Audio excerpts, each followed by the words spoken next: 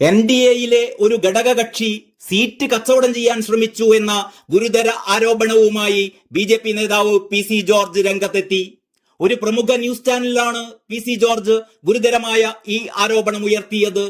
Seat തരാമെന്ന് പറഞ്ഞ് ഒരു നേതാവിനെ വിളിച്ചു വരുത്തി 2 കോടി രൂപയാണത്രേ ആവശ്യപ്പെട്ടത്.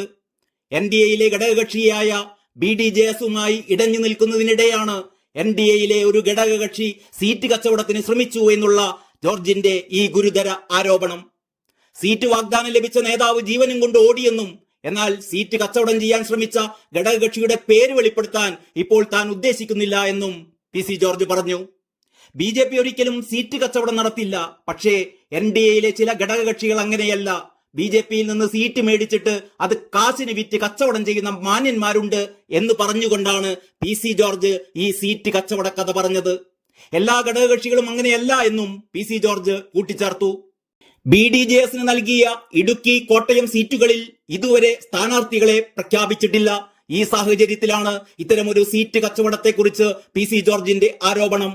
നേരത്തെ പത്തനംതിട്ടയിലെ BJP സ്ഥാനാർത്ഥിയാവാൻ ഏറ്റവും സാധ്യത കൽപ്പിക്കപ്പെട്ട നേതാവായിരുന്നു PC ജോർജ്. എന്നാൽ BDJSന്റെ എതിർപ്പിനെ തുടർന്ന് PCയെ പരിഗണിക്കുകയുണ്ടായില്ല. പകരം അനിൽ ആന്റണിയെ അവിടെ സ്ഥാനാർത്ഥിയാക്കുകയായിരുന്നു. തന്റെ സ്ഥാനാർത്ഥിത്വം നിഷേധിച്ചത് SNDP യോഗം ജനറൽ സെക്രട്ടറി വെള്ളാപ്പള്ളി നടേശനും അദ്ദേഹത്തിന്റെ മകനും BDJS നേതാവുമായ തുഷാർ വെള്ളാപ്പള്ളിയുമാണ് എന്ന് PC ജോർജ് തുറന്നടിച്ചിരുന്നു.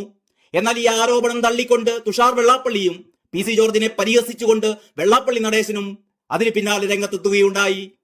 ഇതിന് പിന്നാലെയാണ് ഇപ്പോൾ PC ജോർജ് BDJSന്റെ പേര് പരാമർശിക്കാതെ ഈ പേയ്മെന്റ് സീറ്റ് ആരോപണം ഉന്നയിച്ചിരിക്കുന്നത്. പത്തനംതിട്ട സീറ്റ് സംബന്ധിച്ച് താനും BJP നേതൃത്വവുമായി തർക്കങ്ങളൊന്നുമില്ല എന്നും PC ജോർജ് പറഞ്ഞു. ഞാൻ സീറ്റ് ചോദിച്ചിട്ടില്ല, ഇനി തന്നാൽ പോലും നിൽക്കാൻ കഴിയാത്ത പൊസിഷനിലാണ് താനെന്നും PC പറഞ്ഞു. പ്രകാശ് ജാവദേക്കർ തന്നെ കാണാൻ വന്നത് സംസ്ഥാനത്തെ മൊത്തത്തിലുള്ള രാഷ്ട്രീയ കാര്യങ്ങൾ ചർച്ച ചെയ്യാനാണ്.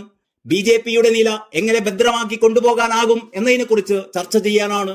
പത്തനംതിട്ടയെക്കുറിച്ചും ഞങ്ങൾ ചർച്ച ചെയ്തു. പത്തനംതിട്ടയെക്കുറിച്ച് മാത്രമല്ല, കേരളത്തിലെ 20 മണ്ഡലങ്ങളിലെ അവസ്ഥകളും ചർച്ച ചെയ്യുകയുണ്ടായി. ഓരോ മണ്ഡലത്തിലെയും യഥാർത്ഥ ചിത്രം അദ്ദേഹത്തിന് മുന്നിൽ തുറന്നു കാട്ടിയിട്ടുണ്ട്. ഇലക്ഷൻ കഴിഞ്ഞാൽ സംഭവിക്കുന്നത് എന്താണെന്ന് ഇപ്പോഴേ പറഞ്ഞു കൊടുത്താൽ പിന്നെ എന്നെ കുറ്റപ്പെടുത്തില്ലല്ലോ, അതുകൊണ്ട് കറക്റ്റായി എല്ലാം പറഞ്ഞു കൊടുത്തു. BJPയിൽ ചേർന്നതിനെ തുടർന്ന് താൻ അർഹിച്ചതിലപ്പുറമുള്ള അംഗീകാരം തനിക്ക് ലഭിച്ചിട്ടുണ്ട് എന്നും വളരെ മാന്യമായ സമീപനമാണ് BJP നേതൃത്വത്തിന് തന്നോടുള്ളതെന്നും PC ജോർജ് പറഞ്ഞു. News desk Kalakaumudi.